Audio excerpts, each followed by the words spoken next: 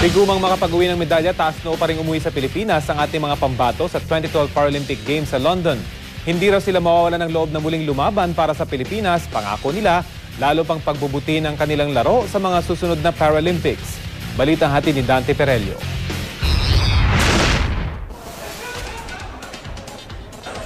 Nakangiting humarap sa GMA News ang Team Pilipinas nang lumapag sa NAIA mula sa 2012 Summer Paralympics sa London, United Kingdom.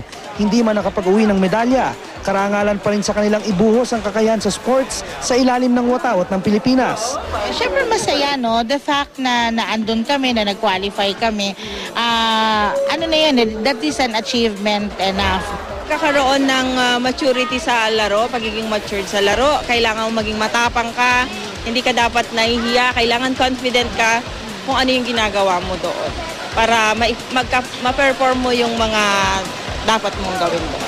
9 na atleta ang miyembro ng delegasyon ngayon, ang pinakamarami para sa bansa mula na magsimula ang Summer Paralympics sa Seoul, South Korea noong 1988. Pangako ng Team Pilipinas, pagbubutiin pa sa mga susunod na Paralympics. Doon sa world level, no? Doon tayo kulang, palagay ko. So siguro, exposure, a little more training in that arena, of course, finances, kung anong posible, no? Pero more or less, kaya nandun tayo pwede. Katunayan, paghahandaan na raw nila ang iba pang international competition para sa mga differently abled. Well, we're preparing for Myanmar, which will be the ASEAN, yung version ng SEA Games namin. And then after that, in 2014, we'll be going to Korea for the Asian Games. And then the next Paralympics is Brazil. So we will be using this and some more tournaments, no?